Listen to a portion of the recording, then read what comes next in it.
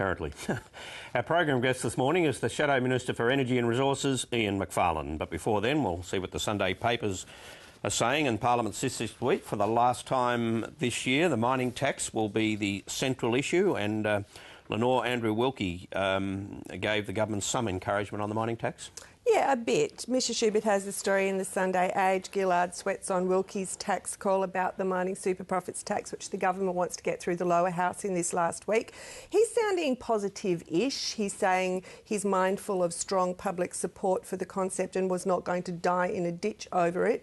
But he does want to try and raise the threshold that where the tax kicks in to help some smaller miners, and obviously in the current budgetary circumstances, anything that would cost debt revenue is something the government's not too keen on, so they're still negotiating that point. So that's where the pressure point's coming with him, from the smaller miners? Yeah, to an extent he's been captured by the argument of the people Twiggy Forrest is purporting to champion, the up-and-comers, and they would have to start paying this tax on profits of 50 million and over. They want that increased tenfold to 500 million. Not quite sure, but whatever. They think the 50 million is an arbitrary. It only accounts for 1 million tonnes of ore. Look, this thing's been disputed by Treasury and so forth, but I don't think Wilkie will go at 500 million. He wants to increase it a bit, though, and he seems to have some sort of support from the coalition. In the same story, Ian Macfarlane, who we're going to speak to soon, says the coalition might back an amendment to lift that threshold, but ultimately they'll still vote against the tax, which sort of quite doesn't make sense, because if they back an amendment, then Wilkie might support a tax. So they're facilitating the passage of a tax. They're ultimately opposed anyhow. So I'm not quite sure how that's going to work. I think this is possibly quite good tactics from the coalition's point of view, in that, I mean, I don't think we can criticise them for Tony Abbott for being Dr. No and then attack him when he starts using parliamentary processes to actually get an outcome which he thinks is better from the coalition's point of view. And if they can pull it off, if they can actually get an amendment that they want, but then still maintain their position of overall opposition to the bill, then that's using parliamentary tactics. Wouldn't this be the first point at which they've supported in any form an increase in the tax, or asking the miners to pay more? Well, the whole MO is to defeat the tax. I mean, Abbott said, I'll fight to my last political breath to stop this tax, so it then doesn't make sense to do something that will facilitate its package. But there is a good case for the coalition seeking to reform this tax. And I think so too. I mean, particularly if they get into office, there is a good case for a different kind of tax, different from this tax, but still a mining tax. This would also give the coalition something to say when they're attacked for voting against a tax, which even the big miners are saying that they are willing to pay. They can say, yeah, but we tried to make it better for the smaller guys. You know, I think it's a reasonable use of parliamentary tactics. And also they did do this in the carbon tax debate. Right at the end, they voted for one amendment which would have helped electricity generators with their financing arrangements. It didn't get a lot of publicity at the time, but it was a similar circumstance of trying to make better something which ultimately they opposed. I don't think it's a bad tactic at all.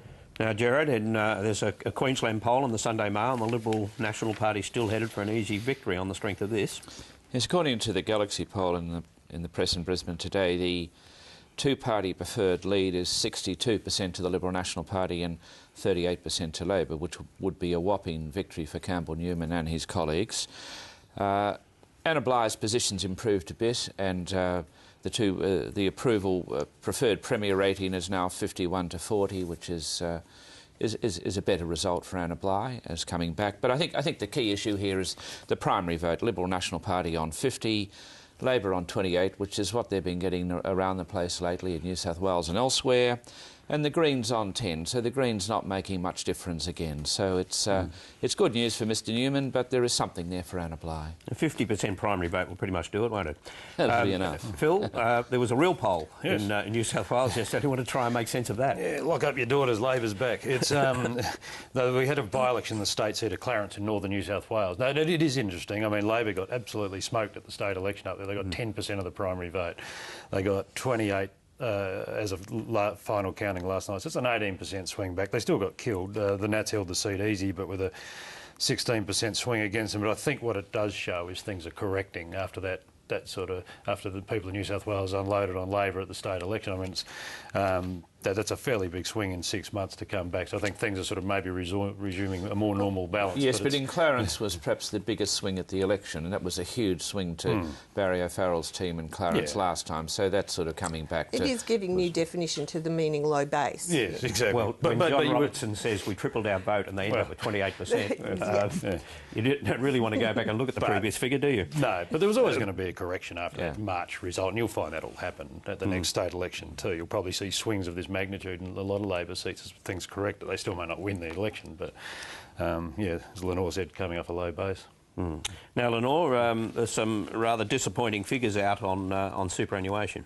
Yeah, overall, yes. There's a survey of superannuation funds looking at the last 5 years, which haven't been terrific for investors across the board. It shows that the worst 5 funds, the investors in those funds would have been better off putting their money in the bank. But interestingly, it shows that the top 5 didn't do so bad. The best one returned 6.5% a year on average over the last 5 years. So maybe the message is that we would be better off looking more carefully at where we put our super and how we invest it, because, you know, the discrepancy between the worst performers and the best performers is really quite large.